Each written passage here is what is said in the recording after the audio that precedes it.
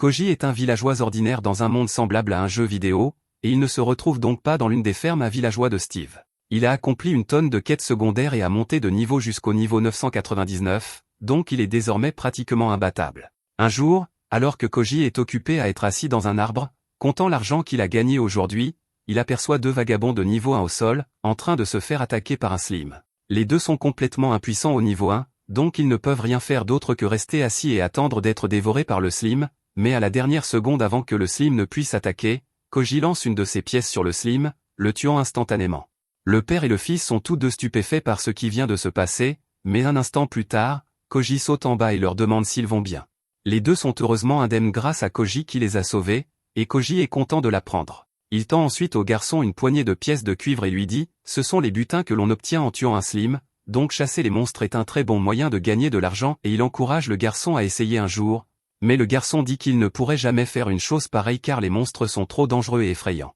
Si le gamin ne veut pas essayer, Koji ne va pas le forcer, alors il commence à s'éloigner, mais alors qu'il part, le gamin l'appelle et lui demande si Koji est un héros, mais Koji montre nonchalamment son écran de statistiques, révélant qu'il est un villageois de niveau 999, ce qui les laisse tous les deux complètement abasourdis. Dans ce monde, les gens se voient attribuer des talents à la naissance, et en dehors de tous les talents normaux comme guerrier, sorcier et clerc, il existe aussi des titres légendaires tels que héros, roi ou sage, et à l'opposé de l'échelle de puissance, il y a la classe de villageois, totalement inutile et sans pouvoir. La plupart des villageois sont des bons à rien, si bien qu'il est rare d'en voir un qui ait réussi à dépasser le niveau 10, et ils sont donc relégués à des tâches banales comme l'agriculture ou la tenue d'auberge, car ils ne sont bons à rien d'autre. Cependant, si cela est vrai pour la plupart des villageois, Koji est différent. Au même moment, ailleurs dans la forêt, une petite fille court vers l'entrée d'une grotte sombre et d'aspect effrayant, et elle est venue chercher une épée légendaire, qui est censée se trouver au fond, et elle a décidé d'y entrer, peu importe à quel point elle est mal préparée.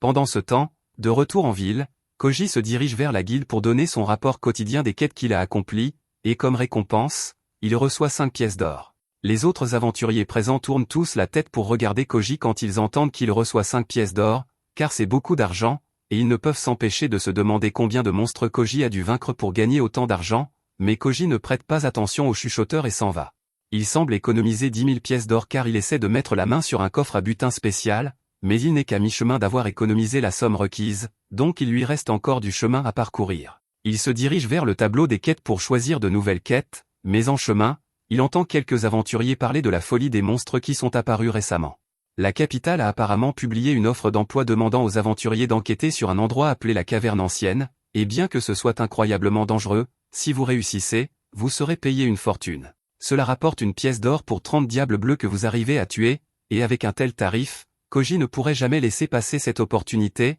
alors il décide d'entreprendre la quête 7 après-midi. Pendant ce temps, au milieu de la ville, le héros Rex est occupé à faire un discours à toute la ville à propos de son objectif de vaincre tous les monstres et de mettre fin au roi démon, et pour cette raison, il veut employer tous les citoyens talentueux pour rejoindre son groupe dans la lutte contre le seigneur démon, et pour les motiver, lui et Kroll révèlent leur statut de héros et de sage. Quand les gens voient cela, ils deviennent tous très excités car ce n'est pas tous les jours qu'on a la chance de rejoindre le groupe d'un sage et d'un héros, alors ils commencent tous à se porter volontaires les uns après les autres, et il y a même un guerrier dans la foule qui est de niveau 80, mais Rex le rejette car il dit que l'homme n'est pas assez fort pour contribuer à la puissance du groupe. Pour preuve, Rex révèle qu'il est actuellement de niveau 90, mais l'homme ne pense pas que ce soit une raison valable de le rejeter quand Kroll, là-bas, n'est que de niveau 42. Rex admet que Kroll est peut-être de bas niveau, mais il fait remarquer que, puisqu'elle est une sage, elle est destinée à devenir un soutien légendaire avec le temps, et en dehors de cela, elle est aussi la 3e princesse du royaume, donc sa participation à la défaite du roi démon aidera à stabiliser le royaume dans son ensemble. Les gens ne peuvent pas vraiment contester cela puisqu'il a un bon argument, et ils veulent tous toujours faire partie de l'équipe, donc le prochain volontaire est un vieux prêtre. Le prêtre pense que ses pouvoirs sacrés seront un atout contre les démons, mais même si cela est vrai, Rex le rejette quand même, affirmant que le prêtre est trop vieux pour un tel voyage, et si sa santé devait se détériorer en cours de route, il les ralentirait considérablement. Dans ce cas, un autre prêtre dans la foule lève la main et explique qu'il est aussi un prêtre de niveau 80 et qu'il n'a que 20 ans, donc il devrait répondre aux exigences de Rex, mais malgré le fait que le type soit parfaitement adapté, Rex le rejette quand même, et cette fois, il donne juste une raison bidon, disant qu'il ne peut pas imaginer le type devenir plus fort à l'avenir, donc ça ne vaut pas la peine de le recruter. Après cela, un autre prêtre lève la main, et cette fois c'est une jolie fille de 17 ans. Elle demande si elle répond aux exigences de Rex, et malgré le fait qu'elle soit encore inexpérimentée et seulement de niveau 50, Rex l'accepte immédiatement car il s'avère qu'il faisait juste des excuses plutôt parce qu'il ne voulait pas avoir un groupe de mecs dans l'équipe. Sur le côté, Koji entend tout cela et il pense à quel point ils doivent avoir de la chance de pouvoir voyager avec un héros et un sage, ainsi qu'à tout le prestige qui accompagnera la mise à mort du roi démon, mais cela dit, Koji n'a aucune intention de postuler, donc il reste où il était et continue de regarder. Rex dit à la foule qu'il a encore de la place pour une personne de plus dans l'équipe, et alors qu'il dit cela, une jolie sorcière avec un bonnet se présente, et Rex l'accepte immédiatement aussi pour des raisons évidentes. Comme le spectacle est terminé, Koji décide de partir et de retourner à la quête qu'il a prise plus tôt, et il veut en finir le plus vite possible, donc il se rend directement dans la caverne ancienne. Une fois à l'intérieur, il ne faut pas longtemps à Koji avant de tomber sur son premier monstre, et pour toute personne normale, ce serait une vision terrifiante, mais pour Koji, ce n'est que du butin gratuit, donc il met KO le monstre en un coup, et une fois qu'il est mort, il va ramasser les pièces qu'il a laissées tomber. Il a obtenu un peu plus de 30 pièces d'argent de ce monstre, et son compteur de monstres tués a augmenté de 1, donc il est en bonne voie pour terminer cette mission avant l'heure du dîner. Koji parcourt la grotte en tuant d'un seul coup chaque monstre qu'il rencontre,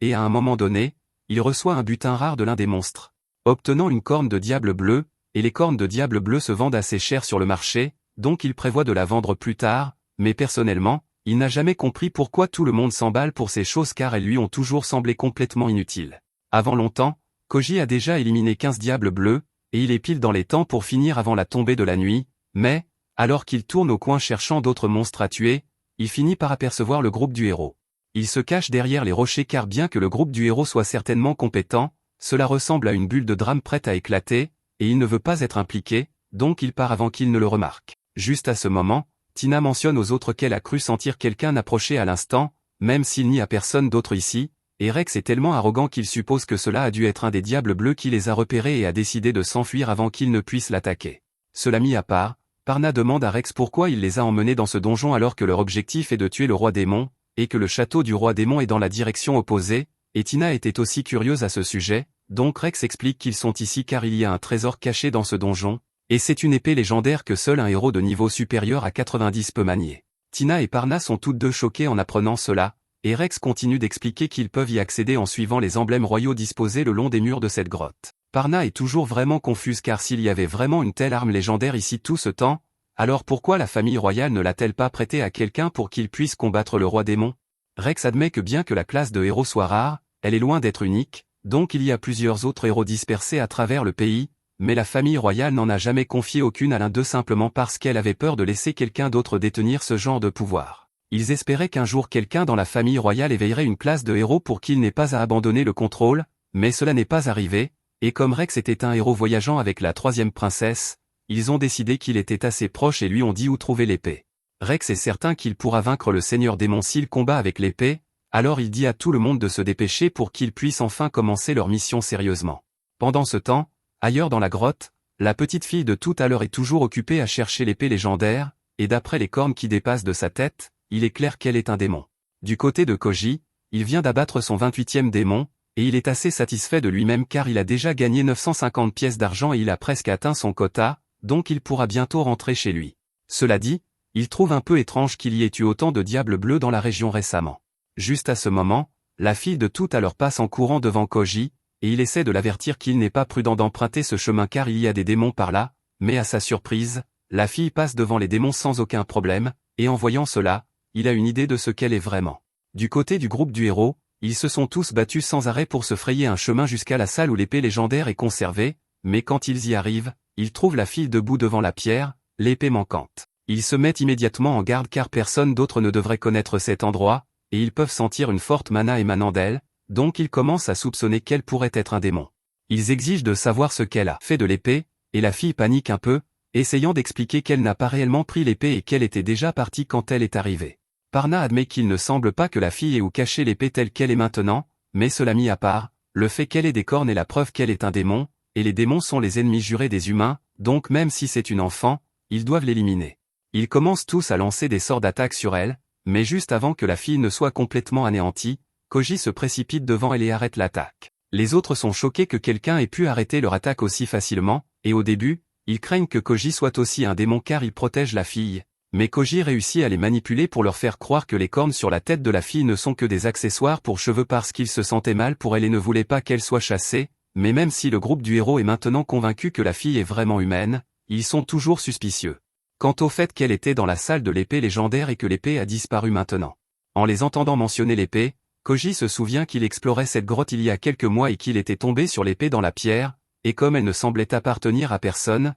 il a décidé de la prendre pour lui et de la vendre chez un prêteur sur gage pour un peu d'argent supplémentaire. Il s'excuse pour cela car il n'avait aucune idée que l'épée était importante à l'époque, mais Rex et les autres n'arrivent pas à croire ce qu'ils entendent car cette épée était imprégnée de magie qui devrait rendre impossible pour quiconque autre qu'un héros de la soulever. Koji admet que l'épée était assez lourde quand il a essayé de la soulever, mais il a réussi à forcer le passage avec sa force brute à la fin. Le groupe a du mal à croire l'histoire de Koji car elle semble si ridicule, donc pour le leur prouver, Koji soulève nonchalamment la pierre qui tenait l'épée, un exploit qui devrait être encore plus impossible que de simplement retirer l'épée par la force brute. Étonnés, ils demandent tous à Koji quel est son niveau, et Koji les informe qu'il est de niveau 999, ce qui stupéfie absolument le groupe. Ils auraient du mal à le croire s'ils ne regardaient pas son écran de statistiques en ce moment, mais le fait reste qu'il a essentiellement volé et perdu le trésor qu'ils allaient utiliser pour vaincre le Seigneur Démon, donc Kroll demande à Koji de rejoindre leur groupe et d'utiliser sa force pour les aider à vaincre le Seigneur Démon. Cependant, à sa surprise,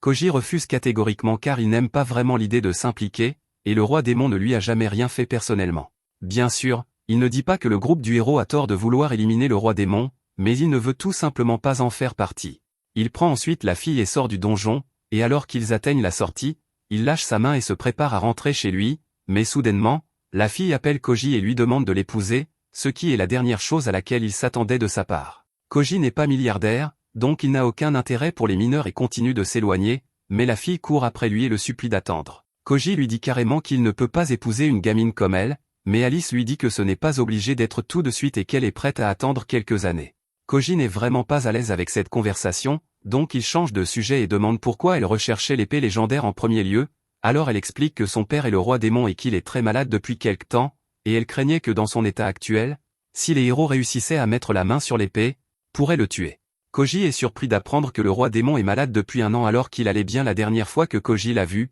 et Alice est surprise d'apprendre que Koji connaît son père, mais Koji dit qu'il est juste tombé sur le roi démon une ou deux fois il y a quelques années. Alice demande si c'est pour cela qu'il a refusé d'aider les héros à tuer le roi démon, mais Koji dit que ce n'est pas ça. Il ne pense tout simplement pas que tuer le seigneur démon ferait du bien. Après tout le problème est causé par le fait que les démons libèrent du miasme qui crée à son tour des monstres qui attaquent les humains. Les démons eux-mêmes ne souhaitent pas intrinsèquement nuire aux humains, mais simplement par leur présence, ils font souffrir les humains, donc faire quelque chose comme tuer le roi démon serait inutile à long terme. Alice dit qu'elle essaie de travailler pour une coexistence pacifique entre les humains et les démons, et pour cela, elle doit prouver que les deux espèces peuvent s'entendre, c'est pourquoi elle veut épouser Koji, mais Koji refuse toujours, et il dit à Alice que ce qu'elle espère est pratiquement impossible. Les démons ne sont pas vraiment différents des humains, à part le fait que leur miasme crée des monstres, et tout le monde le sait déjà, mais les humains continuent d'essayer de tuer les démons pour arrêter les attaques de monstres, et les démons doivent tuer des humains pour se défendre, ce qui ne fait qu'alimenter davantage le ressentiment.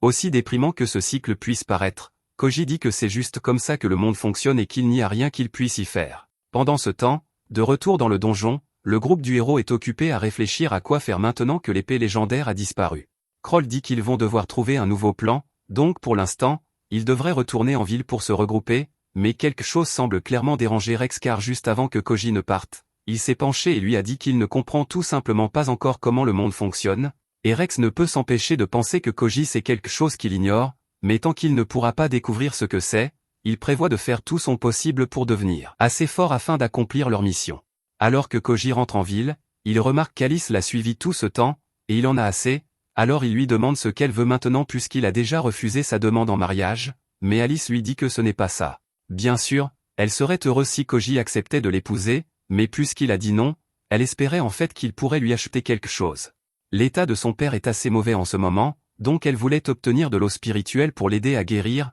mais le médicament n'est vendu que dans la ville humaine et Alice ne peut pas y aller car, avec le miasme qui s'échappe de ses cornes, les gens découvriraient instantanément qu'elle est un démon. Elle mentionne également qu'elle a apporté l'argent pour l'acheter, et en disant cela, elle sort un sac de 500 pièces d'argent, mais Koji lui dit que l'eau spirituelle coûte en réalité 10 pièces d'or, donc ce qu'elle a n'est pas du tout suffisant. Alice n'avait aucune idée que le médicament serait si cher, alors elle demande à Koji s'il serait prêt à lui prêter l'argent pour l'acheter. Koji ne répond pas tout de suite et demande plutôt si elle pense que le médicament va vraiment résoudre quoi que ce soit car même si son père va mieux, les humains vont toujours le poursuivre et finiront par réussir à le tuer. Alors il lui demande si elle ne ressent pas au moins un peu de ressentiment envers l'humanité pour cela, mais du point de vue d'Alice, détester l'humanité ne l'aiderait pas à résoudre ses problèmes, c'est pourquoi elle préfère plutôt concentrer son énergie à essayer d'unir les humains et les démons pour qu'ils puissent tous s'entendre, d'autant plus qu'elle sait qu'il y a des humains comme Koji qui ne sont pas hostiles envers les démons. Koji est surpris par sa réponse, mais il peut respecter son dévouement, donc il accepte de l'aider à payer le médicament, mais uniquement à condition qu'elle vienne avec lui en ville. Alice essaie de lui dire qu'elle ne peut pas y aller car ses cornes la trahiront, mais Koji y avait déjà pensé, donc il sort un ruban et, à sa surprise, le miasme cesse complètement de s'échapper. Elle est absolument émerveillée par les propriétés du ruban, alors elle demande à Koji comment il l'a fabriqué, et il explique qu'il a obtenu les matériaux en détruisant un cristal d'apparition de monstre juste au moment où il allait faire apparaître quelque chose. Il n'est pas vraiment sûr de comment ça marche, mais ainsi, Alice devrait pouvoir entrer en ville avec lui sans aucun problème. Une fois en ville, Alice est émerveillée par tout ce qui l'entoure car c'est sa première fois dans une ville comme celle-ci. Un marchand à proximité remarque à quel point Alice est impressionnée, et devinant que c'est sa première fois en ville, il lui offre une pomme gratuitement comme cadeau de bienvenue. Alice est très reconnaissante et remercie l'homme, et alors qu'elle et Koji continuent de marcher, elle demande à Koji combien coûte une pomme comme celle-ci. Comme Alice ne semble pas avoir une bonne idée de la valeur de l'argent, il explique que la pomme vaut 150 pièces de cuivre, et que 10 000 pièces de cuivre équivalent à une pièce d'argent, ce qui est suffisant pour s'offrir un festin complet. 1000 pièces d'argent équivalent à une pièce d'or, ce qui peut acheter une petite maison. Cela signifie que 10 pièces d'or est une somme assez importante à payer pour l'eau spirituelle, et en fait, c'est tellement cher que même certains nobles ne peuvent pas se le permettre. Alice demande à Koji s'il est vraiment d'accord pour dépenser autant d'argent pour elle, mais il dit que ça va car il peut probablement faire rembourser le roi démon plus tard. Après avoir dîné avec Alice, Koji la ramène dans sa chambre et lui dit d'attendre ici un moment car il y a quelqu'un qu'il veut amener, mais quand Koji revient enfin, Alice est morte de peur car il a amené un grand homme costaud avec lui. Elle s'évanouit sur place de frayeur, mais après avoir repris connaissance, Koji explique que c'est son amie, Takako, et bien qu'elle n'en ait pas l'air, c'est en fait une nonne de niveau 124. Il dit à Alice qu'elle n'a pas à s'inquiéter pour Takako car il lui a déjà dit qu'Alice est un démon, et Takako s'en fiche. Il fut un temps dans la vie de Takako où elle pensait que tous les démons devaient être éradiqués, mais un jour, alors qu'elle était blessée et sur le point de mourir, un démon lui a sauvé la vie, et depuis lors, elle a abandonné l'idée de chasser les démons. Il prévoit d'escorter Alice jusqu'au château du Seigneur Démon demain, mais soudainement, des monstres commencent à pleuvoir du ciel, et il est révélé qu'un général démon est derrière l'attaque. Il s'adresse à toute la ville et leur dit de se soumettre au pouvoir des démons car c'est une invasion, et il est certain qu'ils n'ont pas la puissance de riposter contre autant de monstres, mais quand Koji se retrouve face à face avec l'un des sangliers, il le lance simplement en l'air pour éliminer un des oiseaux, mais il réalise ensuite que l'argent est tombé quelque part en ville, donc il se précipite pour aller le ramasser. Pendant qu'il est occupé à faire cela, Takako protège Alice, mais elles finissent bientôt par tomber sur le groupe du héros, et ils essaient actuellement de rallier les gens pour riposter contre les démons et abattre les oiseaux avec toute la puissance de feu dont ils disposent. Alors qu'ils s'apprêtent à déchaîner un barrage dans le ciel, Koji apparaît et les arrête. Il dit au groupe que ce qu'ils s'apprêtent à faire est incroyablement stupide car ils n'ont pas pris en compte le fait que s'ils ratent leur tir, ceux-ci vont retomber directement sur eux, et même s'ils parviennent à abattre tous les oiseaux, cela forcera simplement le démon à libérer tous ces monstres d'un coup. Kroll admet que Koji a raison, mais elle lui demande s'il a de meilleures idées, et à cela, Koji lui dit qu'il va monter parler au général démon pour savoir ce qu'il veut. Les autres pensent que c'est une idée terriblement risquée, mais avant qu'ils ne s'en rendent compte, Koji a déjà bondi dans les airs, et avec un petit coup de pouce de Takako, il réussit à atterrir sur le dos de l'oiseau du général démon pour pouvoir lui parler. Le démon est choqué et demande comment Koji a réussi à monter ici, supposant qu'il doit être un héros, mais Koji explique qu'il n'est qu'un villageois et qu'il a simplement sauté jusqu'ici. Le général démon pense qu'il doit mentir, car un villageois ne pourrait pas faire une chose pareille, et Koji ne veut pas perdre de temps à essayer de le convaincre, alors il lui montre simplement son écran de statistiques. Le démon est encore plus choqué lorsqu'il réalise que Koji est niveau 999, et il le juge comme une trop grande menace pour le laisser tranquille, alors il lance immédiatement plusieurs sorts de feu pour l'attaquer, mais même si les sorts ont touché directement, ils n'ont absolument pas fait de dégâts à Koji et se contentent de brûler sa chemise. Le démon est secoué, car il commence à réaliser qu'il n'a aucune chance de battre Koji comme ça, mais Koji lui dit qu'il n'y a pas lieu de s'inquiéter, car il n'est pas là pour se battre et il n'a pas non plus l'intention de tuer le Seigneur Démon. En fait, lui et le Seigneur Démon sont justement des connaissances, et il a même la fille du Seigneur Démon, Alice, sous sa garde en ce moment. Le démon est surpris que Koji connaisse Alice, et il demande si cela signifie que Kuji est du côté des démons, mais Kuji précise qu'il n'a tout simplement pas d'intérêt à tuer des démons. Quoi qu'il en soit, la raison pour laquelle il est monté ici en premier lieu était parce qu'il avait une question pour le démon, alors il lui demande si c'est vraiment le seigneur démon qui a ordonné cette attaque. Le démon pense que c'est une question stupide, car, bien sûr, le seigneur démon serait celui qui autoriserait une attaque comme celle-ci, et il demande pourquoi Kuji prendrait la peine de poser une question aussi évidente, alors Kuji explique que, d'après ce qu'Alice lui a dit, le seigneur démon était actuellement trop malade pour bouger, et que cela signifie qu'il ne serait pas en état de donner l'ordre d'une invasion, alors il demande au démon s'il se souvient vraiment d'avoir reçu l'ordre d'invasion directement du seigneur démon. Le général démon réfléchit un instant, et il finit par réaliser que, bien que le seigneur démon soit présent lorsque l'ordre a été donné, il n'a rien fait ni bougé de sa chaise de tout le temps, et celui qui a effectivement donné l'ordre était son conseiller. Il est clair que quelque chose ne tourne pas rond, alors le général démon prévoit de rentrer dès que possible pour confronter le conseiller et exiger des réponses, mais Koji lui dit d'attendre, car il y a encore une chose qu'il veut faire. Il attrape alors l'un des oiseaux et procède à sauter d'oiseau en oiseau, les tuant l'un après l'autre. Le général démon lui demande ce qu'il pense faire, alors Kuji explique que, puisqu'il est là de toute façon, il s'est dit qu'il pourrait aussi bien gagner un peu d'argent en éliminant quelques monstres au sol. Les autres sont choqués en voyant Kuji éliminer plusieurs oiseaux tout seul, mais ils n'ont pas le temps de rester là à admirer, car il y a encore plusieurs personnes qui ont besoin d'aide en ce moment. Pendant ce temps, Kuji continue de détruire des oiseaux jusqu'à ce que le dernier restant soit celui sur lequel lui et le général démon se tiennent. Le général démon exige de savoir ce que Kuji pense faire, puisqu'il a encore besoin de retourner au château démon pour découvrir si le seigneur démon est vraiment contrôlé, mais Kuji lui dit qu'il va devoir être patient, car il n'est probablement pas sûr pour lui de revenir tout de suite. Si le seigneur démon est vraiment contrôlé, alors celui qui est derrière tout cela verrait le général démon comme une menace s'il revenait soudainement et commençait à poser des questions. Donc la meilleure façon de gérer la situation est de prétendre que toute sa force a été anéantie et de se faufiler dans le château pour pouvoir rassembler des informations sans attirer trop l'attention sur lui. Cela dit, Kuji écrase alors le dernier oiseau, le détruisant instantanément et envoyant lui-même et le général démon tomber en chute libre vers le sol. Le général démon est absolument terrifié, mais Kuji lui dit qu'il n'y a pas de quoi s'inquiéter, puisqu'ils sont tous les deux assez forts, donc une chute comme celle-ci ne suffira pas à les tuer, probablement. Un peu plus tard, après être tombé au sol, Kuji a fini de ramasser toutes les pièces des oiseaux qu'il a tués, et maintenant il attend juste que le général démon se réveille. Le général démon finit par reprendre conscience, et il est émerveillé que Kuji ait pu supporter une chute comme celle-ci sans subir le moindre dégât. Kuji commence alors à charger toutes les pièces dans un sac et demande au général démon quel est son nom, car il en a assez de l'appeler tout le temps le général démon, et on l'informe que son nom est Menao. Il explique qu'il sert le seigneur démon et la princesse Alice depuis 3 ans maintenant, mais Kuji s'en moque pas mal, alors il retourne ranger ses pièces. Menao demande à Koji s'il ne va vraiment pas le tuer, et Kuji dit qu'il ne se sentirait pas bien de tuer quelqu'un qui tient tant au seigneur démon et à Alice. Menao ne comprend pas pourquoi un humain comme Kuji se soucierait de ce qui arrive à un démon,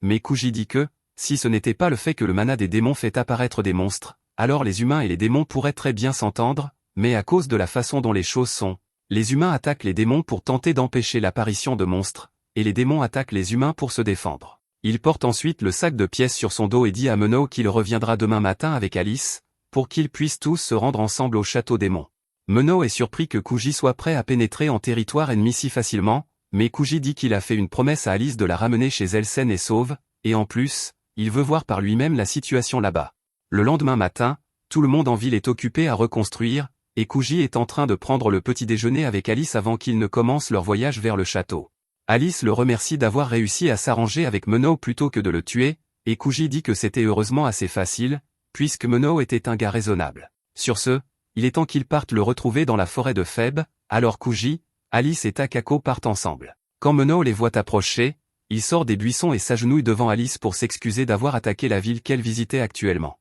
Alice lui dit qu'il n'y a pas besoin de s'excuser, car il n'y avait aucun moyen qu'il le sache, et Menao est reconnaissant qu'elle comprenne, mais juste à ce moment, il remarque Takako debout là, et bien qu'il sache que Kuji n'est pas une menace, il reste méfiant envers les autres humains, alors il se met en garde. Cependant, avant qu'il ne puisse attaquer, Alice se met devant Takako et dit à Menao qu'il n'y a pas de quoi s'inquiéter, car Takako est une amie à elle et elle la protège aux côtés de Kuji. Cela calme Menao, alors lui et Takako se présentent l'un à l'autre, mais juste au moment où ils s'apprêtent à partir pour le château démon, Rex et les autres membres du groupe de héros surgissent soudainement des buissons et les encerclent. Ils se doutaient que quelque chose n'allait pas chez Kuji depuis leur dernière rencontre, et leurs soupçons sont confirmés, car il travaille clairement avec les démons, alors ils vont le purger. Kuji admet qu'ils ont bien fait de l'espionner pour obtenir des preuves, mais ils n'ont pas vraiment réfléchi à la situation, car quel est l'intérêt de les encercler et d'annoncer leur intention d'attaquer alors que Kuji pourrait tous les anéantir s'il le voulait? Pour le démontrer, il fait un pas de flash devant Crawl et lui donne un petit coup sur la tête, mais même s'il est clair qu'ils n'ont aucune chance de gagner ici, Rex continue de brandir son épée, car il refuse d'abandonner tant qu'il n'aura pas éliminé tous les démons maléfiques. Cependant, Kuji lui demande pourquoi il croit que les démons sont maléfiques en premier lieu. Il ne niera pas que le mana des démons cause du tort aux humains sous forme de monstres, mais cela ne signifie pas que les démons sont intrinsèquement mauvais, et Alice en est la preuve. L'autre jour, ils ont accepté de la laisser partir car elle ne semblait pas menaçante, mais non seulement Alice est un démon, elle est aussi la fille du seigneur démon, pourtant ils n'ont pas pu faire la différence. Kuji reconnaît que le mana démon cause des dégâts, et c'est pourquoi il ne prévoit pas de les empêcher de tuer le seigneur démon, mais il croit que les démons ne sont pas intrinsèquement mauvais. Le groupe commence à comprendre le point de Kuji, mais même si Alice n'est pas mauvaise, Tina fait remarquer que Mono doit être mauvais, puisqu'il a attaqué la ville et que beaucoup de gens ont été blessés à cause de lui, et oui, Kuji n'a pas vraiment de répartie à cela, donc le mieux qu'il puisse faire est de s'excuser au nom de Mono. Ils ont techniquement tous les droits de vouloir arrêter Mono pour ce qu'il a fait, mais Kuji demande s'il pourrait lui accorder un peu de temps, car il veut se rendre au château du Seigneur Démon et jeter un coup d'œil, puisqu'il sait que le Seigneur Démon n'ordonnerait jamais une attaque contre une ville humaine. Après tout, la seule chose que veut le Seigneur Démon, c'est une coexistence pacifique avec les humains. Rex ricane et dit qu'il n'y a aucun moyen pour Kuji de savoir cela avec certitude, mais Kuji dit qu'il l'a entendu du Seigneur Démon lui-même, donc il en est assez sûr. Les autres sont surpris d'apprendre que Koji a déjà rencontré le Seigneur Démon, et Kuji continue en leur demandant si l'un d'eux a déjà entendu parler de démons attaquant une ville humaine avant maintenant. Certes, le mana des cornes du Seigneur Démon crée des monstres qui peuvent attaquer de temps en temps, mais cela ne signifie pas que le Seigneur Démon les contrôlait personnellement. Les autres pensent tous que Koji avance des arguments solides, mais Parna, en revanche, ne se soucie pas un seul instant de ce qu'il a à dire et attaque avec une boule de feu. Elle dit ensuite aux autres qu'il y a de fortes chances que Kuji ait été lavé par les démons, donc ils ne peuvent pas faire confiance à ses paroles. Kuji s'est dit que ce ne serait pas si facile de les convaincre d'arrêter de haïr les démons, alors il attrape les autres et ils se mettent tous à courir. Rex et son équipe veulent les poursuivre, mais Tina tombe, alors ils sont obligés de vérifier son état. Quand ils reprennent la poursuite, Kuji et les autres sont déjà loin, et Rex essaie de se convaincre qu'il fait la bonne chose en combattant pour éradiquer tous les démons, puisque c'est la seule façon d'empêcher l'apparition de monstres, mais Parna, elle, n'a jamais remis en question sa motivation une seule seconde, car elle se souvient de ses proches tués sous ses yeux par un démon, et aucune quantité de Utok no Jutsu ne suffirait jamais à lui faire pardonner la race démoniaque pour cela. Plus tard dans la nuit, Kuji et les autres montent un campement tout en planifiant l'itinéraire qu'ils vont prendre pour aller au château démon, et selon la carte, ils vont devoir passer par les îles Aros, mais c'est encore loin d'ici, donc pour l'instant, Takako pense que leur objectif immédiat devrait être d'atteindre la ville de Samuria, car c'est beaucoup plus proche. Cependant, il y a toujours le problème du mana démoniaque de Mono, car il ne voudrait pas qu'il soit découvert. La meilleure solution serait d'utiliser l'une des griffes que Koji a données à Alice pour supprimer son mana, mais il n'en a qu'une seule, donc Mono va devoir rester caché autant que possible. Continuant, puisque Mono a été envoyé pour attaquer Velmo, Kuji demande si cela signifie également que des attaques ont été lancées ailleurs comme à Salmaria, et Mono le confirme, mais il précise que l'attaque initiale ne devait être qu'un message, donc la véritable invasion n'a pas encore eu lieu. Quand ils arrivent à Salmaria, pour éviter de susciter les soupçons, Kuji apporte une tonne de cornes de démons, car ils peuvent utiliser le mana démoniaque qui en émane pour masquer la présence de Mono. En arrivant à l'entrée de la ville, le garde peut immédiatement sentir que quelque chose ne va pas avec leur carrosse, car il perçoit beaucoup d'énergie démoniaque qui en provient, mais Alice attrape l'une des cornes de démon bleu et dit au garde que le mana vient de celle-ci. Ils disent qu'ils ont apporté les cornes de démon bleu ici pour les vendre, et le garde croit complètement leur histoire, les informant même qu'il y a actuellement un défilé en ville pour célébrer leur récente victoire sur les forces démoniaques qui ont tenté d'envahir leur cité. Cependant, d'après ce que Mono leur a dit plus tôt, ils savent que l'invasion que les gens croient avoir déjouée n'était rien de plus qu'une attaque préliminaire, donc avec eux tous occupés à célébrer comme ça, si la véritable invasion commençait, ils finiraient tous morts ou réduits en esclavage, et à ce moment-là, la coexistence entre humains et démons serait impossible. Ils vont devoir arrêter l'invasion avant qu'elle n'ait lieu en se rendant au château démon avant cela, mais malheureusement, les portes de la ville sont fermées pour le festival la nuit, donc ils vont devoir attendre demain pour reprendre la route. Kuji décide d'emmener Alice dans un restaurant à proximité pour qu'ils puissent y dîner, mais dès qu'ils entrent, ils se retrouvent face à face avec Rex et son équipe, qui se trouvent justement être venus dans cette ville aussi, et dès qu'ils réalisent que Kuji est là, ils se lèvent tous pour le poursuivre à nouveau. Kuji attrape Alice et s'enfuit dans une ruelle pour les semer, Mais juste au moment où il pensait que les choses ne pouvaient pas empirer, soudainement, un énorme monstre de niveau 200 tombe du ciel et s'écrase dans la ville, et plusieurs autres suivent peu après, semant le chaos absolu. Kuji ne peut pas laisser les monstres détruire la ville, alors il saute immédiatement dans la mêlée et commence à les combattre. Pendant ce temps, de l'autre côté de la ville, le groupe de héros cherche toujours Kuji, mais ils l'ont perdu de vue il y a un moment car il est si rapide. Tina suggère qu'il pourrait informer les habitants du fait que Kuji travaille actuellement avec les démons, car elle est sûre qu'ils seraient tous prêts à aider à le chercher s'ils connaissaient la situation. Cependant, Rex ne pense pas que ce soit une si bonne idée, car, même s'il déteste l'admettre, Kuji pourrait les anéantir à tout moment s'il le voulait, donc ce serait une mauvaise idée de le placer dans une position où il est acculé par une foule en colère, car il pourrait réagir violemment et blesser les citoyens. Les autres conviennent qu'il serait risqué de faire quelque chose comme ça, mais Kroll ne pense pas réellement que Kuji soit le genre de personne à mettre des innocents en danger. Après tout, s'il l'avait vraiment voulu, il aurait pu simplement se débarrasser d'eux dans la forêt, mais il a plutôt choisi d'essayer de discuter, même s'il l'attaquait. Après avoir écouté l'argument de Kroll, Rex est d'accord avec elle sur le fait que Kuji n'est peut-être pas aussi mauvais qu'il le pensait initialement,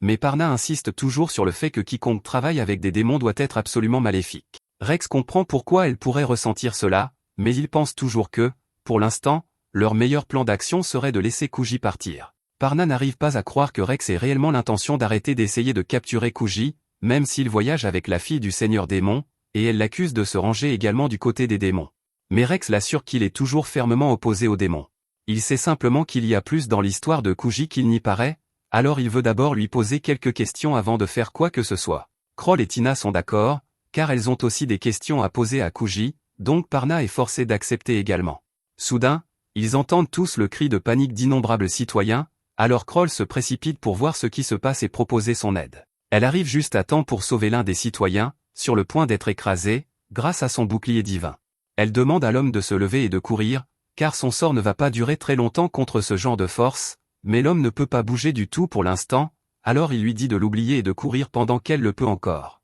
Cependant, Kroll refuse absolument de l'abandonner, car c'est son devoir, en tant que royal, de s'assurer qu'elle protège ses sujets. Malheureusement, au bout d'un moment, le monstre parvient à briser son bouclier, laissant Kroll et l'homme complètement sans défense. Mais alors qu'ils s'apprêtaient à les écraser tous les deux, Kuji arrive juste à temps pour bloquer l'attaque. Il avait vu à quel point Kroll s'était battu durement pour défendre cet homme, et il est impressionné, il ne pensait pas qu'elle avait ce genre de volonté en elle. Il s'occupe ensuite du monstre d'un seul coup de poing, et maintenant que c'est sûr, Kroll dit à l'homme de se mettre en sécurité. L'homme la remercie pour son aide et s'enfuit, alors que Rex et les autres arrivent. Il se fige en voyant Kuji, mais Kroll brise la glace en leur disant que Kuji vient de la sauver. En entendant cela, Rex se détend un peu et demande ce qui s'est passé ici, alors Kuji explique qu'ils viennent d'être attaqués par un monstre de niveau 200, mais qu'il s'en est occupé. Rex n'arrive pas à croire ce qu'il vient d'entendre et demande à Kuji quelle compétence il a utilisée pour vaincre un monstre aussi puissant, mais Kuji dit qu'il n'a en fait utilisé aucune compétence,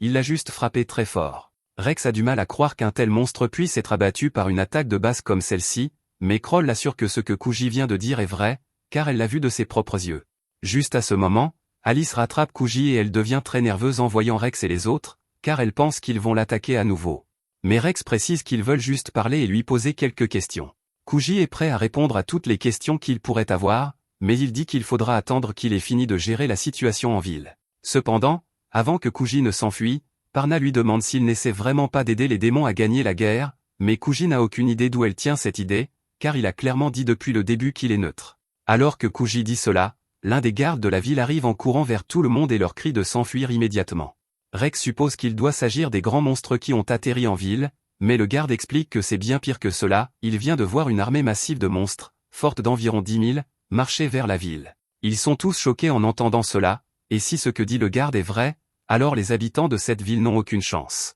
Rex dit qu'ils vont devoir se retirer et mettre autant de personnes que possible en sécurité, et Kroll demande l'aide de Kuji. Il dit qu'il est plus qu'heureux d'aider, mais d'abord il doit appeler ses amis à l'auberge, et en attendant, il demande au groupe de héros de l'aider à veiller sur Alice. Ils sont tous choqués de l'entendre dire cela, car ils ont déjà clairement fait savoir que les démons sont leurs ennemis jurés, et Rex demande pourquoi Kuji serait prêt à laisser Alice sous leur garde alors qu'il pourrait simplement la tuer dès qu'il sera parti. Cependant, Kuji fait remarquer que si Rex avait vraiment l'intention de la tuer, il ne prendrait pas la peine de l'en avertir à l'avance. D'ailleurs, ils ont dit qu'ils avaient des questions auxquelles ils voulaient qu'il réponde, et ils ne pourront pas obtenir de réponse de sa part s'ils découvrent qu'ils ont blessé Alice. Parna fait remarquer que, pour sa part, Elle n'a aucun intérêt à poser des questions à Kuji, donc elle n'a aucune raison de laisser Alice en vie, et Kuji n'a pas vraiment de réponse à cela. Alors il leur demande à nouveau, s'il vous plaît, de veiller sur elle pour lui, avant de s'enfuir. Parna dit à Alice qu'il semble que Kuji l'ait abandonné, mais Alice dit que ce n'est pas vrai. Il leur fait assez confiance pour croire qu'ils ne lui feront pas de mal,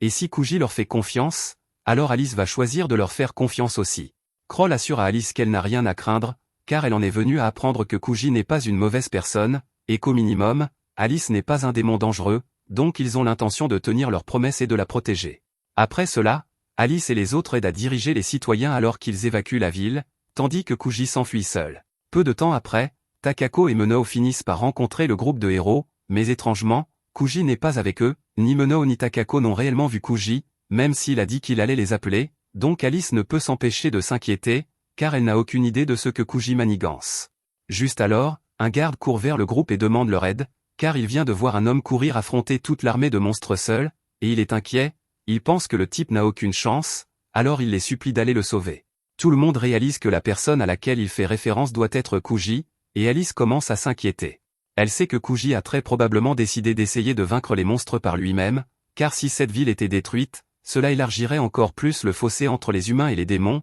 et la coexistence deviendrait pratiquement impossible. Mais même avec toute la force de Kuji, il va encore avoir beaucoup de mal à faire face à une armée aussi nombreuse, alors tout le monde décide de se rendre en première ligne pour l'aider. Pendant ce temps, sur le champ de bataille, Kuji fait actuellement de son mieux pour repousser l'armée de monstres qui se rapproche, et alors que les autres arrivent, il le repère au milieu d'un combat intense. Les membres du groupe de héros demandent à Takako pourquoi Kuji a choisi de venir se battre seul, alors qu'il avait des gens pour le soutenir, et elle explique que c'est probablement parce qu'il ne veut pas que quelqu'un d'autre meure. Kroll demande ce que Takako entend par là, alors elle continue en expliquant que Kuji se bat pour le bien des humains et des démons, si quelqu'un de l'un ou l'autre camp devait mourir, cela rendrait la réalisation de l'unification beaucoup plus difficile pour lui, avec tout le ressentiment grandissant. Rex est surpris d'apprendre que le but de Kuji est l'unification des deux races, mais même au niveau 999, affronter une horde de monstres comme celle-ci est carrément imprudent. Takako est d'accord avec lui, mais elle dit que Kuji ne s'est jamais soucié de savoir si une décision est imprudente ou non. En fait, il n'a aucune peur de mourir, et la seule chose qui continue de le pousser est la volonté d'accomplir son objectif. Rex demande ce qui a bien pu arriver à Kuji pour le rendre si déterminé à atteindre son but, et Takako explique que le passé de Kuji n'est pas si différent de celui de Rex. Parce que, tout comme Rex, quand Kuji était jeune, son père a été tué par un monstre. Au début, Kuji a juré de se venger de tous les démons pour ce qui était arrivé à son père, et il a commencé à s'entraîner sans relâche pour devenir assez fort afin d'accomplir sa vengeance. Il a rapidement réalisé que la classe villageois était conçue pour être faible, et tenter de combattre des monstres en tant que villageois mettrait sa vie en danger constant, même contre les plus faibles des monstres. C'est pourquoi aucun villageois ne prenait la peine d'essayer de combattre les monstres, mais Kuji n'a jamais abandonné. Au bout d'un moment, il a réalisé qu'en échange d'être plus faible que toutes les autres classes, les villageois peuvent monter de niveau beaucoup plus rapidement que les autres, à condition qu'ils fournissent les efforts. À l'âge de 9 ans, Kuji avait déjà atteint le niveau 53. Mais un jour, alors qu'il rentrait chez lui comme d'habitude, il a découvert que tout son village avait été pillé par des bandits, et que tout le monde, y compris sa mère, avait été tué. À ce stade de la vie de Kuji, son père avait été tué par des monstres et sa mère avait été tuée par des humains. À travers le traumatisme et la douleur de toute cette situation, Kuji a pris conscience de quelque chose, après que son père ait été tué, il avait juré d'éradiquer les démons par vengeance, allait-il faire la même chose et jurer d'éradiquer tous les humains aussi, parce que ce sont les humains qui ont tué sa mère? Simplement parce qu'un petit groupe d'une race a fait quelque chose de terrible ne justifie pas l'éradication de toute la race, et c'est pourquoi Kuji essaie de mettre fin à la guerre. Après avoir entendu tout cela, Rex réalise qu'il a peut-être été trop étroit d'esprit dans ses opinions sur les démons, et Kroll pense la même chose. Mais elle a encore une question qu'elle aimerait poser à Kuji, car elle se souvient qu'il a admis que les démons sont effectivement dangereux parce qu'ils créent des monstres, alors elle veut savoir comment il compte gérer cela s'il recherche véritablement la paix dans le monde. Pour s'assurer d'avoir la chance de lui demander en personne, Kroll se prépare à rejoindre Kuji au combat, et Rex et les autres acceptent de l'accompagner. Mais Parna précise qu'elle n'a toujours pas changé d'avis sur les démons. Menao et Takako prévoient également de rejoindre Kuji, alors Takako dit à Alice de trouver un endroit sur où se cacher entre-temps, avant de se précipiter pour rejoindre le combat. Pendant ce temps, Kuji commence à manquer d'énergie, car il combat tous ces monstres depuis un moment maintenant, et sa compétence de récupération n'arrive pas à suivre tous les dégâts qu'il a subis, donc les choses ne s'annoncent pas bien pour lui. Il finit par être coincé par un groupe de monstres, mais avant qu'il ne puisse l'achever, il est sauvé par un éclair de foudre sacré de Rex. Kuji est choqué de voir que le groupe de héros est réellement venu l'aider, et il demande ce qu'ils font ici. Alors Kroll dit qu'elle a encore des questions à lui poser, donc elle ne peut pas le laisser mourir ici, et Rex dit qu'en tant que héros, il ne peut pas laisser Kuji faire tout le combat tout seul. Meno et Takako se joignent également à eux peu après, et pendant qu'ils retiennent les monstres, Tina s'approche de Kuji et commence à le soigner, car il est dans un assez mauvais état. Kuji leur dit qu'il ne devrait vraiment pas être ici, car il y a de fortes chances qu'il meure, mais Kroll l'assure que personne ne va mourir, et ils ne laisseront pas Kuji mourir non plus, donc ils devraient avoir confiance en eux. Kuji comprend, donc après que Tina ait fini de le soigner, il se lève et dit à tout le monde d'éliminer autant de monstres que possible, et de battre en retraite si les choses deviennent trop dangereuses, car il ne veut perdre personne ici ce soir. Cependant, même si Kuji dit tout cela, il ne faut pas longtemps avant qu'il ne soit pris par surprise par un énorme rocher lancé par l'un des monstres, et il finit par être gravement blessé. Mais comme il n'est plus seul, Tina vient le soigner à nouveau pendant que les autres le couvrent, et Kuji doit admettre que c'est agréable d'avoir une équipe complète sur laquelle il peut compter.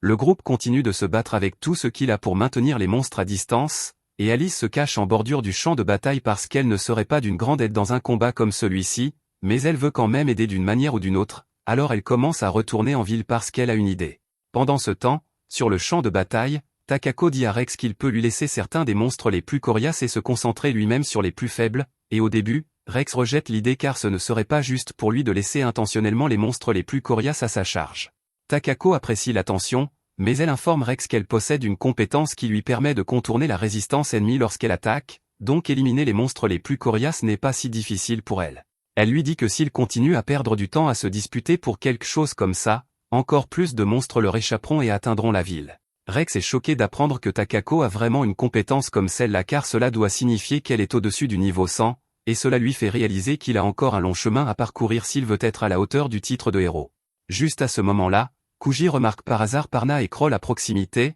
alors il demande si l'une d'elles est capable d'utiliser de la magie de zone. Elles confirment toutes les deux qu'elles peuvent utiliser ce genre de magie, et avant qu'elles ne puissent demander pourquoi Kuji voulait le savoir, Kuji les prend toutes les deux dans ses bras avant de sauter dans les airs. Les deux sont surprises au début, mais elles réalisent rapidement ce que Kuji avait en tête, alors elles se préparent et utilisent leur magie pour anéantir d'un seul coup tous les monstres aériens autour d'elles pendant qu'elles sont là-haut. Kuji les ramène ensuite au sol, et il est content que la manœuvre fonctionne si bien, mais Parna et Kroll lui disent qu'il serait agréable qu'ils les préviennent un peu la prochaine fois. Pendant ce temps, en ville, les habitants et les aventuriers sont encore en train de s'organiser, se préparant à fuir car ils croient qu'il n'y a aucun moyen qu'ils puissent tenir tête à une horde de monstres comme celle-là, mais Alice réussit à les rattraper avant qu'ils ne partent. De retour sur la ligne de front, il fait maintenant jour, et Kuji et les autres combattent sans interruption depuis des heures à ce stade, alors Kuji dit à tout le monde qu'il est temps de se préparer à battre en retraite. Cependant, ils l'ignorent tous parce qu'ils savent que s'ils se retirent, ils prévoient de rester secrètement derrière pour continuer à se battre,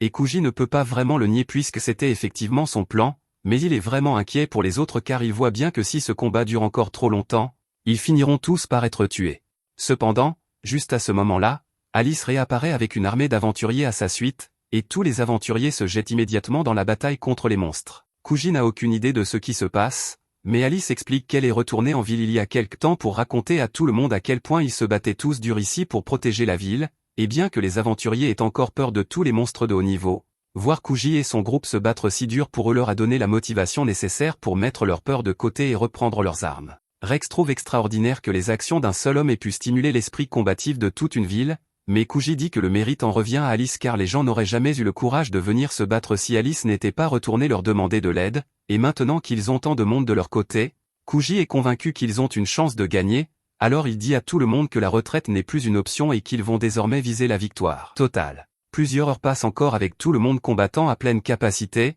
et ils ont réussi à faire des progrès considérables contre les monstres, mais ils sont aussi au bord de l'épuisement à cause de tous ces combats. Tina et Alice distribuent des potions de récupération à tous les aventuriers, et Rex peut à peine se tenir debout à ce stade, alors Kroll essaie de lui en donner une, mais il lui dit qu'il a déjà pris tellement de potions de récupération qu'elles ne sont plus efficaces pour lui. Rex essaie alors de se remettre sur pied, mais Kroll lui dit qu'il doit se reposer car il n'y a aucun moyen qu'il puisse continuer à se battre comme ça. Rex se sent effectivement incroyablement fatigué, mais il dit qu'un héros ne peut pas avoir le luxe de prendre des pauses, et il fait remarquer que Kuji s'est battu sans interruption tout ce temps. En réalité, Alice dit que ce n'est pas vrai et informe Rex que Kuji a en fait pris beaucoup de pauses entre les combats, et il a aussi une compétence qui lui permet de récupérer rapidement pendant le repos. Puisque c'est le cas, Rex décide finalement de faire une pause, et pendant qu'il remet son épée au fourreau, Takako et Menao viennent aussi faire une pause car ils sont tous les deux épuisés. Alice se précipite vers Menao pour prendre de ses nouvelles, et Menao s'excuse de ne pas pouvoir faire plus,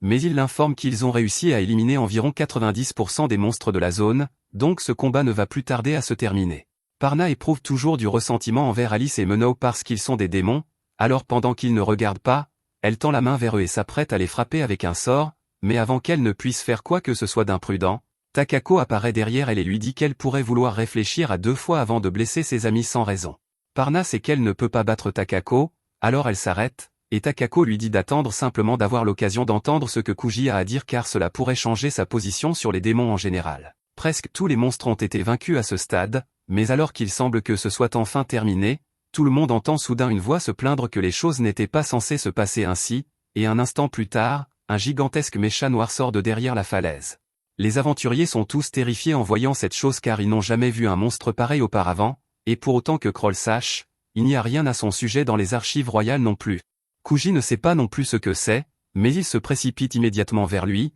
le poing levé. Cependant, avant qu'il ne puisse frapper le mécha, celui-ci lève la main et envoie Kuji valser, le projetant violemment au sol. En voyant Kuji vaincu si facilement, la résolution qu'ils avaient plus tôt est ébranlée, et ils commencent à paniquer à nouveau car si Kuji ne peut pas battre cette chose, alors aucun d'entre eux n'a de chance de la battre non plus. Alice court vers Kuji pour prendre de ses nouvelles, et heureusement, Kuji semble aller bien, mais il dit à Alice qu'elle doit partir d'ici car c'est trop dangereux. Alice lui dit qu'elle ne va nulle part parce qu'elle a peur qu'il fasse encore quelque chose d'imprudent comme ça. Kuji s'excuse et promet qu'il fera plus attention à l'avenir, et pendant qu'il se relève, celui qui contrôle le mécha, Estelar, est impressionné par la rapidité avec laquelle Kuji a pu se remettre d'un tel coup. Il comprend maintenant comment ils ont pu tenir contre sa horde de monstres, mais il doit admettre qu'il a été choqué en voyant Menao combattre aux côtés des humains. Menao sait très bien qui est Estelar et explique à tout le monde qu'Estelar sert de bras droit au seigneur démon depuis avant même que Menao ne rejoigne l'armée démoniaque, et il est considéré comme le deuxième démon le plus puissant après le seigneur démon lui-même.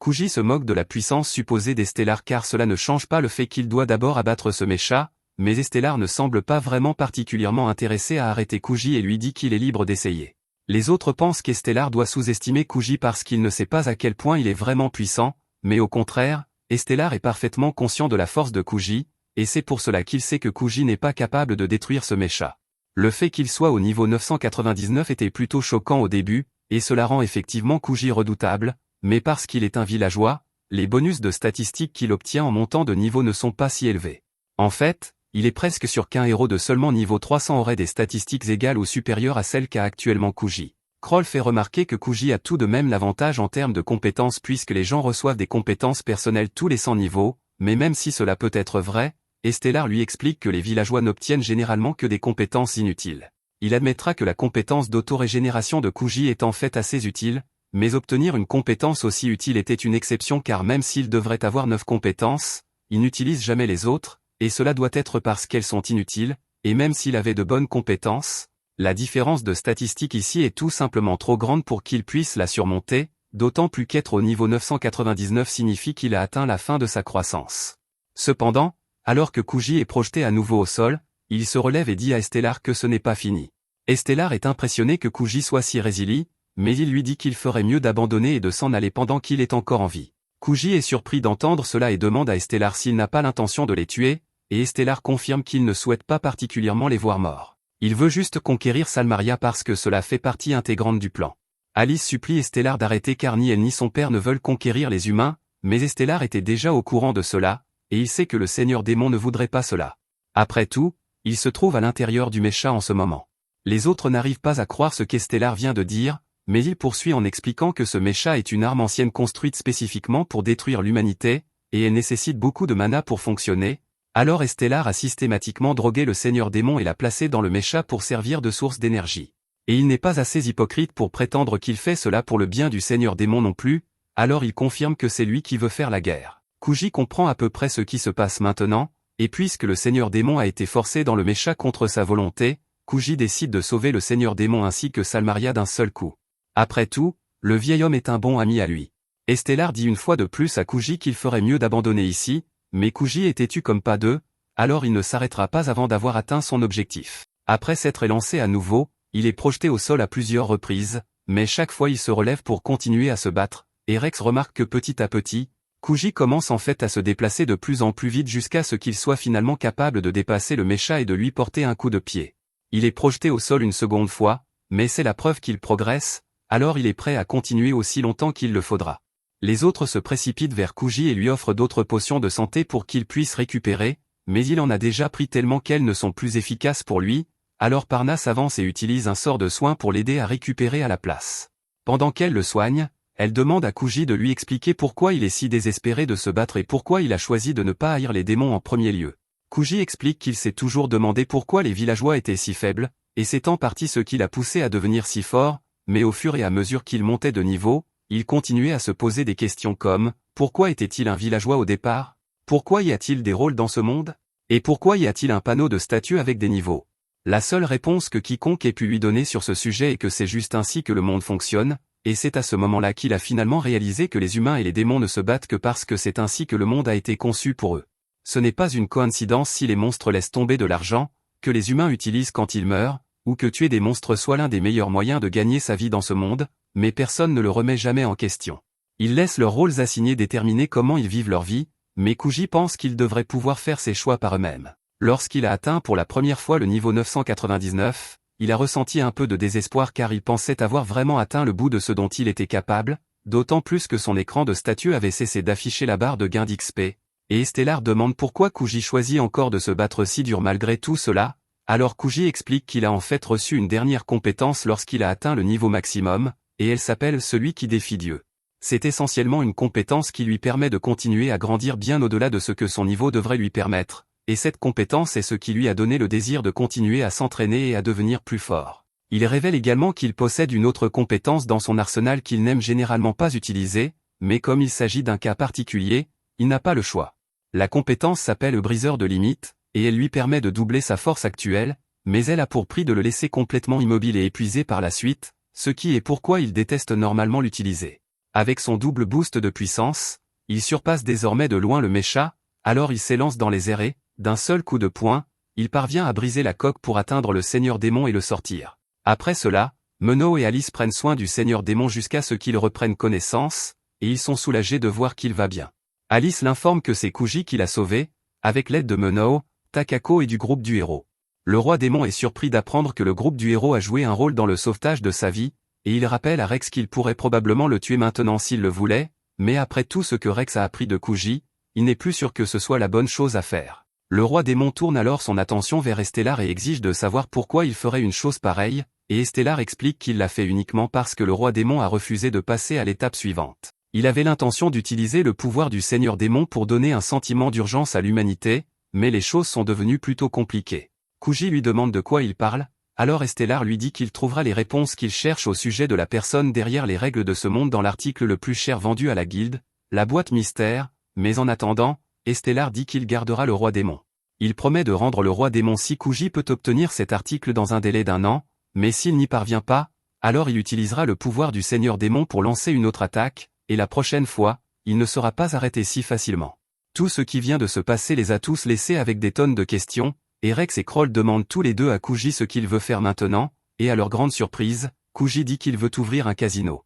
Un peu plus tard, nous voyons Parna lors d'une réunion avec le roi, et elle est là en train de cafarder sur Kroll pour avoir accepté d'aider Kuji. Le roi est certainement surpris d'apprendre qu'un villageois de niveau 999 existe vraiment, et il est encore plus surpris que Kroll, qui avait été élevé pour détester les démons, ait pu être convaincu de travailler pour la coexistence, mais il ne comprend pas pourquoi Parna a choisi de venir à lui avec cette information au lieu de rejoindre Kuji également. Il lui demande si elle espère que son cafardage lui vaudra une sorte de récompense, mais Parna dit qu'elle n'a besoin de rien du roi. Elle veut juste s'assurer que tous les démons finissent par être éliminés, et elle fera tout ce qu'il faut pour atteindre cet objectif. Pendant ce temps, du côté de Kuji et des autres, Kuji a actuellement Rex qui essaie d'utiliser son statut de héros pour recruter des employés pour le casino de Kuji, mais malgré sa popularité en tant que héros, Rex ne reçoit pas beaucoup de candidatures, car les gens trouvent étrange que le héros recrute pour un casino de toutes choses. Kuji est un peu déçu que le recrutement se passe si mal et demande à Rex s'il peut travailler un peu plus dur pour convaincre les gens, mais Tina lui dit que tout cela est de sa faute,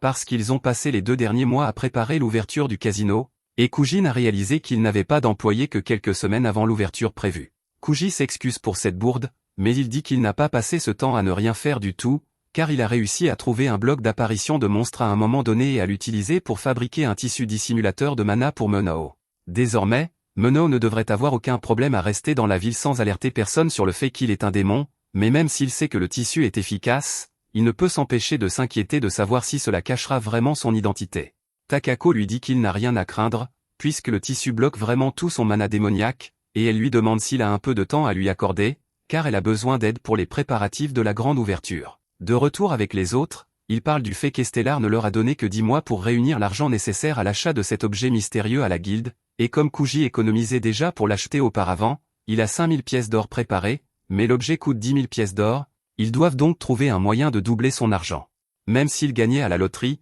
le gain ne serait que d'environ 10 pièces d'or, ce qui serait loin d'être suffisant pour gagner les 10 000, alors Kuji a décidé qu'un casino serait la meilleure option à la place. Kroll pense qu'il aurait été agréable que Parna soit encore avec eux, car elle aurait peut-être quelques conseils sur la façon de résoudre la situation actuelle, mais elle a quitté le groupe il y a 2 mois, après que Kuji lui a expliqué son projet d'ouvrir un casino. Ce n'est pas qu'elle pensait que le casino était une idée ridicule, car elle trouvait en fait que le plan de Kuji était parfaitement sensé compte tenu des circonstances, mais cela dit, elle n'avait rejoint le groupe du héros que pour se débarrasser de tous les démons, et si ce n'est plus leur objectif, elle ne voit aucune raison de rester. Kuji a compris son point de vue, et il n'avait pas l'intention de l'empêcher de partir, donc à partir de ce jour, Parna n'a plus fait partie de leur groupe. Cependant, Kuji aurait vraiment aimé qu'elle reste, car elle aurait fait une excellente lapine pour le casino. Pour l'instant, Kuji décide d'essayer de réviser ses flyers pour les rendre plus attrayants, mais les autres lui disent que ces révisions les font plus ressembler à une arnaque qu'à une offre d'emploi, donc il devrait probablement garder les flyers tels quels et essayer de se disperser dans la ville pour recruter des gens à la place.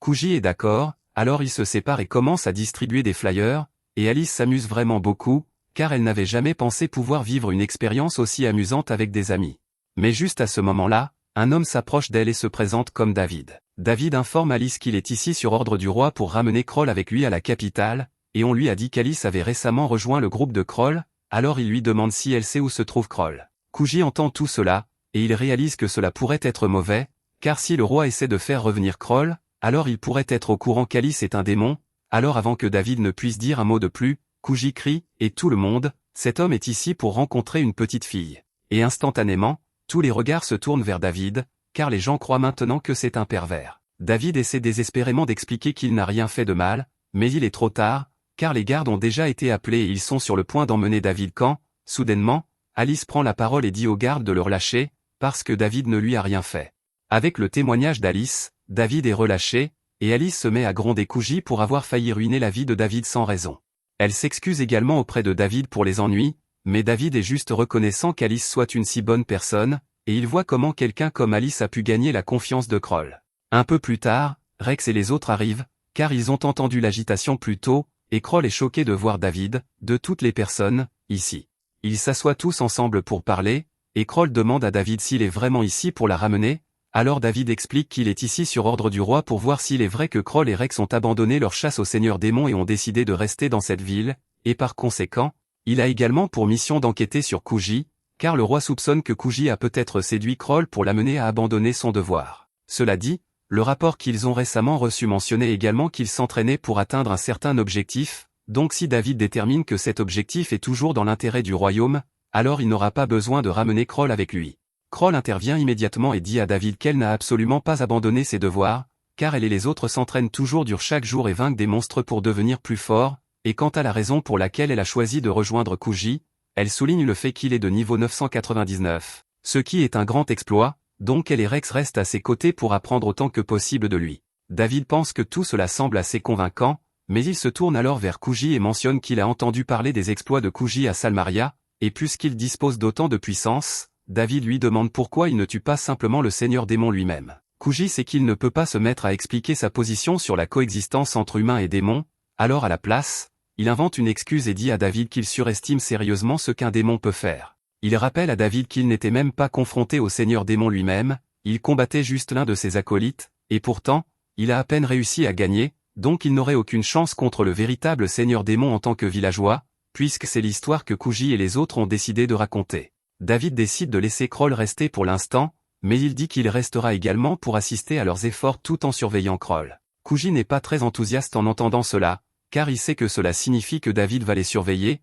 mais mis à part cela, David se souvient avoir entendu dire qu'ils essayaient de recruter du personnel, alors il demande s'il pourrait jeter un œil aux flyers qu'ils ont créés, car il pourrait peut-être les aider. Après avoir apporté quelques modifications et distribué quelques flyers supplémentaires, soudainement, une file de personnes attend pour postuler au casino. Kuji est surpris que la réponse ait pu changer autant grâce à quelques modifications de David, et il demande à David ce qu'il a fait exactement, alors il explique qu'il a simplement mis en avant les avantages du poste et rendu le tout moins semblable à une arnaque, et les gens étaient plus qu'heureux de postuler après cela. Quelques instants plus tard, Takako arrive pour finir les préparatifs du casino, et elle est surprise de voir une si longue file de candidats alors que personne n'était intéressé par le poste plus tôt, et Kuji l'informe que tout cela est grâce à cet homme ici. Takako est vraiment ravie de rencontrer David, car elle aime les hommes travailleurs et compétents comme lui, et pendant qu'elle se présente, Kuji dit à Rex qu'il devrait être un peu prudent avec David, car il a probablement quelque chose en tête. Rex ne pense pas qu'ils doivent s'inquiéter d'une trahison de David, car il sert la famille royale depuis avant la naissance de Kroll,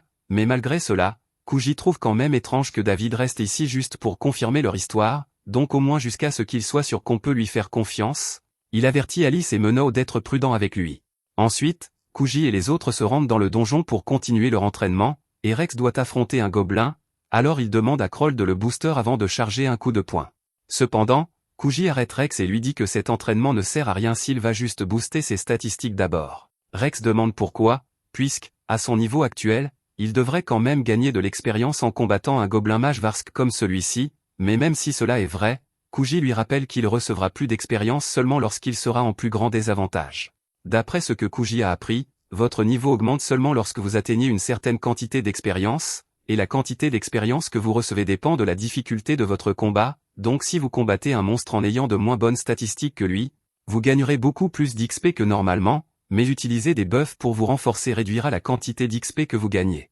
C'est pourquoi Kuji veut que Rex combatte sans compter sur des buffs pour l'instant, et s'il finit par avoir des ennuis, Kuji interviendra pour le sauver et Kroll le soignera. Rex comprend, alors il se précipite contre le gobelin mage et lui donne un coup de poing dans la figure, mais bien que son coup ait touché, il n'a pas fait beaucoup de dégâts, donc le gobelin l'atteint avec du feu, et Kroll doit éteindre Rex avec de la magie d'eau pour l'empêcher de brûler vif. Une fois le feu éteint, Alice s'approche de Rex pour lui donner une potion de soin afin qu'il puisse récupérer, et Kuji dit à Rex de se rappeler qu'il ne pourra probablement pas battre les monstres en un seul coup, donc il doit travailler à réduire sa santé progressivement. Rex est prêt à continuer le combat, mais se battre en étant désavantagé lui pèse vraiment, car il se fait continuellement battre encore et encore. Heureusement, Kroll est là pour le soigner, mais elle demande à Kuji s'il est vraiment acceptable qu'elle se concentre uniquement sur les soins, car elle voulait aussi s'entraîner. Kuji dit que c'est bien pour Kroll de continuer à s'améliorer à un rythme progressif, mais Kroll n'est pas satisfaite de cette réponse, car elle était au niveau 45 lorsqu'elle a commencé ce voyage,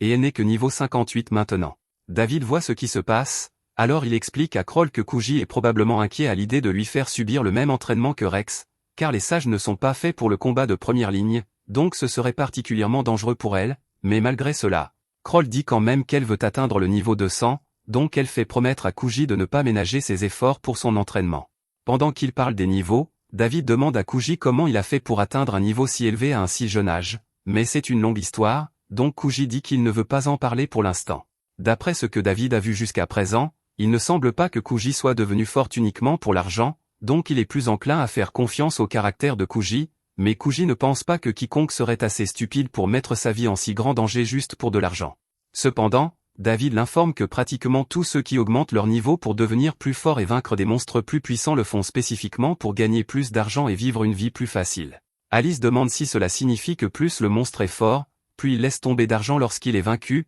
et Kuji confirme, mais si c'est vraiment le cas, alors Alice se demande combien d'argent un monstre à la hauteur du roi démon laisserait tomber, car elle se souvient avoir lu quelque chose à ce sujet dans les livres du château démon. Kuji se tourne alors vers David et le remercie à nouveau pour toute son aide, car grâce à lui, le casino va pouvoir ouvrir sans aucun problème. Cependant, David dit que la véritable héroïne du spectacle était Takako, puisque Takako a géré presque tout le travail d'installation du casino. David pense que Takako est vraiment un homme parmi les hommes, mais Alice le corrige et lui fait remarquer que Takako est en fait une femme. David est surpris d'apprendre cela, mais maintenant qu'il y pense, il se souvient que Takako avait été anormalement tactile avec lui lorsqu'ils se sont rencontrés, et Kuji lui dit qu'elle le draguait probablement à ce moment-là, mais il ne s'en était pas rendu compte. Finalement, Rex parvient à vaincre le gobelin, et effectivement, il reçoit un énorme bonus d'expérience, donc à ce rythme, il ne faudra pas longtemps avant qu'il atteigne le niveau 100 et débloque sa première compétence. En parlant de compétences, Rex demande à Kuji quelles sont ses 7 autres compétences,